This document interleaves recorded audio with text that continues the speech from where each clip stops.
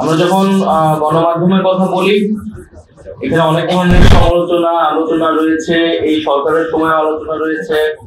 যেহেতু আমি তথ্য সম্প্রচার মন্ত্রণালয়ের উপদেষ্টা ছিলাম, অনেকগুলো সমালোচনা আমার উপরে আসলে বর্তায়।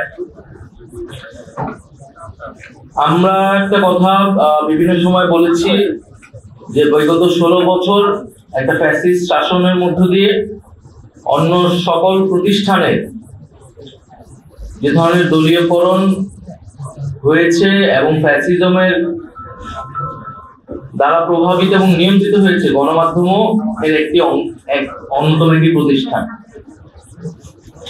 এবং গণমাধ্যমের উপরই হস্তক্ষেপ এর একটা যেমন আইনি দিক আছে, এর একটা সাংস্কৃতিক দিকও আছে। ফলে মিডিয়া এবং ফ্যাসিজমের সম্পর্ক আসলে বিগত সময়গুলো কি ছিল এবং মিডিয়ার ভিতরে যে ফ্যাসিজম প্রবেশ করেছে সেখান থেকে মিডিয়াকে আমরা কিভাবে বের করতে পারবো, সে বিষয়ে আসলে আমাদের স্পষ্ট রূপরেখা প্রয়োজন। কারণ আমরা দেখছি মিডিয়া ও ফ্যাসিজমের যে সম্পর্ক বিগত সময়ে ছিল, যদি সেই সম্পর্ক থেকে, সেই আদর্শিক আধিপত্য জায়গা থেকে যদি মিডিয়া বের না হয়, তাহলে আসলে এই জুলাই গণঅভ্যুত্থানের পরবর্তীতে আমরা যে মুক্ত গণমাধ্যমের প্রত্যাশা করি এবং জনগণের মিডিয়ার প্রতি যে আস্থা বিশ্বাসের জায়গা, সেটি সম্পূর্ণরূপে নিশ্চিত হবে না। ফলে মিডিয়ার সুশাসনের বিষয়টি মিডিয়ার ভিতর থেকেই নিশ্চিত করা উচিত, সে বিষয়ে উদ্যোগ গ্রহণ করা উচিত। দ্বিতীয়ত, আমরা এই অন্তর্বর্তী সরকারের সময়ে প্রচুর মিস ইনফরমেশনের একটা ক্যাম্পেইন দেখেছি এবং বাংলাদেশের গণমাধ্যমগুলোতেও এই মিস ইনফরমেশন নানাভাবে ছড়ানো হয়েছে। সেই জায়গা থেকে আমাদের আরো সচেতন এবং পেশাদারিত্বের জায়গা আসলে আসা উচিত। কারণ দল হিসেবে বা একটা রাজনৈতিক শক্তি হিসেবে আমরা বিভিন্ন সময় এটার ভিকটিম হয়েছি এবং হচ্ছি। আমাদের বিভিন্ন সময় বিভিন্ন কথা ভুলভাবে স্থাপন করা হচ্ছে এবং একটা মিডিয়া কর্তৃক একটা রাজনৈতিক মেরুকরণের চেষ্টার জন্য বিভিন্ন সময় আমাদের বক্তব্য কোর্টকে ভিন্নভাবে উপস্থাপন করা হচ্ছে। সেই জায়গা থেকে আমরা আশা করবো যে আমরা রাজনৈতিক দলগুলোর সাথে গণমাধ্যমের যে সম্পর্ক, সেই সম্পর্ক আরো ইতিবাচক হবে এবং যে মুক্ত গণমাধ্যমের প্রতিশ্রুতি আমরা সকলেই দিচ্ছি, সেটি আসলে আরো কিভাবে কার্যকর করা যায় সেই বিষয়ে আমরা যদি আরো বাস্তবিক অর্থে আরো খোলামেলা আমরা নিজেদের মধ্যে আলোচনা করতে পারি, সেই রূপরেখা তৈরি করতে পারি, এটি আমাদের জন্য ভালো হবে। গণমাধ্যম সংস্কার কমিশন আসলে অনেক আগেই হয়েছে, আমি উপদেষ্টা থাকার সময় হয়েছিল এবং আমাদের যে সময়সীমা সেই সময় ছিল যে গণমাধ্যম সংস্কার কমিশনের সুপারিশগুলা দ্রুত আসবে এবং বাস্তবায়ন হবে, সেটি অনাকাঙ্ক্ষিত ভাবে অনেক দেরি করছে। আমি মনে করি যে সেটি দ্রুত হওয়া উচিত, কারণ সেই সংস্কারের রূপরেখাগুলো আসলে এবং বাস্তবায়ন হওয়া শুরু করলে আমরা আসলে বলতে পারবো যে জুলাই গণঅভ্যুত্থানের পরে আসলে গণমাধ্যমের পরিবর্তনটা দৃশ্যমান হচ্ছে। যে মালিকানার বিষয়টা সুস্পষ্ট হওয়া উচিত, কারণ বিভিন্ন কর্পোরেট মালিকানা কোনো একটি গোষ্ঠী বা বিভিন্ন কায়েমি স্বার্থে গণমাধ্যমকে ব্যবহার করার সুযোগ পায়। ফলে গণমাধ্যমগুলো জনগণের কথা না বলে বিশেষ রাজনৈতিক উদ্দেশ্য অনেক সময় ধারণ করে। সেই জায়গায় রাজনৈতিক দলগুলোকে যেরকম তাদের অর্থনৈতিক স্বচ্ছতার জন্য এই সময়ে অ্যাকাউন্টেবল করা হচ্ছে, আমাদেরকে অ্যাকাউন্টেবল করা হচ্ছে, একইভাবে মিডিয়ার যে আয়ের গণমাধ্যমে যে বিনিয়োগের উৎস, মালিকানা, একটি কর্পোরেট মালিকানা কতটি পত্রিকা থাকতে পারবে, সেই বিষয়ে আমাদের সুস্পষ্ট নীতিমালা প্রয়োজন। এবং বিগত 16 বছরে বিশেষত ইলেকট্রনিক মিডিয়ার ক্ষেত্রে মিডিয়ার বিকাশটা বিগত 16 বছরে হয়েছে এবং প্রচুর ইলেকট্রনিক মিডিয়া ছাড়পত্র পেয়েছে, লাইসেন্স পেয়েছে। সেটারও আসলে নীতিমালা প্রয়োজন এবং সেই সময়ে যে উদ্দেশ্য থেকে বা যেই ধরনের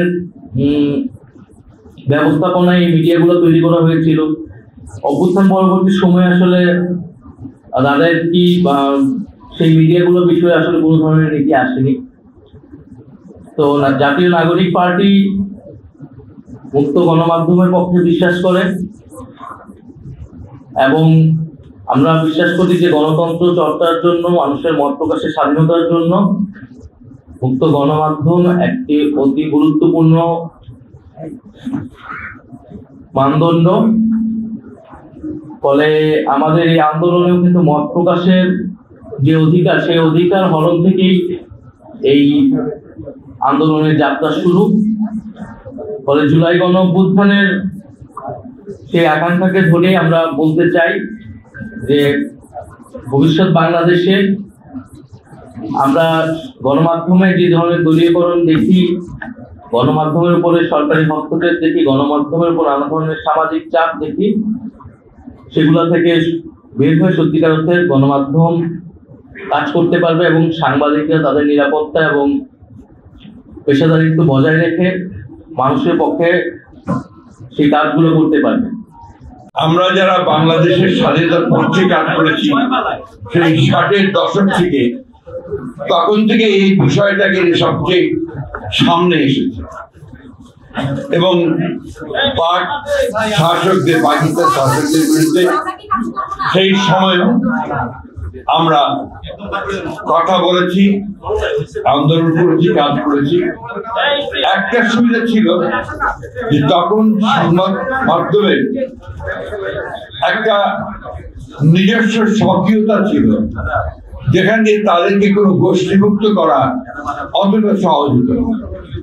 বরঞ্চ আমি যেটা বলতে চাই সেটা হচ্ছে তাদের সেই দেশপ্রেম, আন্তরিকতা এবং দায়িত্ববোধ আমার কাছে মনে হয়েছে যে অনেক উঁচু দলের ছিল। বর্তমান প্রেক্ষাপটে সংবাদপত্রের স্বাধীনতা নিঃসন্দেহে আগের চেয়ে বেড়েছে এবং আমি আজকে যেটা পত্রিকায় দেখলাম যে আন্তর্জাতিক আপনার মানদণ্ডে প্রায় 16% স্বাধীনতা বেড়েছে। সমস্যাটা দেখা যায় তখনই যখন দেখি আমরা যে কোনো সংবাদ মাধ্যম গোষ্ঠী এখন তো গোষ্ঠী হয়ে গেছে, তা আরেকটা গোষ্ঠীকে আক্রমণ করে এবং বিভিন্ন ভাবে আক্রমণ করে। কোনো জায়গায় দেখা যায় যে কোনো রাজনৈতিক গোষ্ঠীও সেটার সঙ্গে যুক্ত হয় এবং বিভিন্ন রকম রাজনৈতিক কর্মসূচি প্রদান করে। আমি জানি না যে একটা গণতান্ত্রিক সমাজে, একটা মুক্ত সমাজে এটা কতটুকু গণতন্ত্রকে শক্তিশালী করতে সাহায্য করে।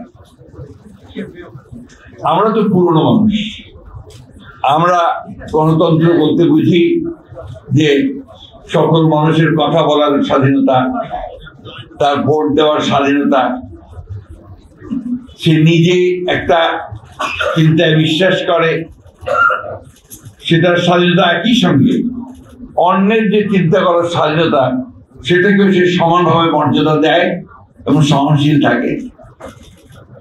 আমরা বুঝি যে সংবাদপত্রের স্বাধীনতা, সংবাদপত্র যা বলতে চাইবে, মাধ্যম যা বলতে চাইবে সেটাকে গ্রহণ করা বা পছন্দ না হলে সেটা সম্পর্কে কথা বলা সব ঠিক আছে, কিন্তু সেই সংবাদ প্রতিষ্ঠানকে ঘুরিয়ে দেওয়া, তার প্রতি আপনার মব জাস্টিস প্রয়োগ করার চেষ্টা করা, এইগুলোকে অবশ্য আমরা আমাদের সেই পুরো মানুষেরা আমরা গণতন্ত্রের মানদণ্ড হিসেবে দেখতে পারি না। আমাদের কাছে 1971 সালের স্বাধীনতা যুদ্ধ একটা বিশাল ব্যাপার, ওটাকে কেন্দ্র করে আবর্তিত হয় আমাদের চিন্তা। এই জন্যে যে আমরা সেটার জন্য লড়াই করেছি, যুদ্ধ করেছি, প্রাণ দিয়েছি, দীর্ঘ 9টা মাস আপনার অবিশ্বাস্য রকমের কষ্ট মধ্যে দিয়ে পার করেছি। তো সেই জায়গাটাতে আমরা কিন্তু কোনো আপোষ করতে চাই না। এটাকে অনেকে পছন্দ করতে পারেন, নাও করতে পারেন, তাতে কিন্তু আমি ব্যক্তিগত এবং আমরা এটা কিছু মনে করি না। আমাদেরকেই আপনার বলতে হবে, আমরা নির্দ্বিধায় তো দৃঢ় চিত্তে স্পষ্ট করে বলতে পারি আমরা বরাবরই সংবাদপত্রের স্বাধীনতার পক্ষে ছিলাম, আছি এবং ভবিষ্যতে থাকবো। সে গভর্নমেন্টে থাকি আর না থাকি, যেখানেই থাকি, এই ব্যাপারে আপনাদেরকে আমরা নিশ্চিত দিতে পারি। এবং আপনাদের প্রতি অতীতে এই যে নির্যাতন হয়েছে, নিপীড়ন হয়েছে, আপনাদের আইন কানুনগুলোর যে পুরোপুরি ফ্যাসিবাদী চরিত্র দেওয়া হয়েছে, এগুলোর বিরুদ্ধে কিন্তু আমরা লড়াই করেছি, আমরা লড়াই করে চলেছি, এখনো করছি।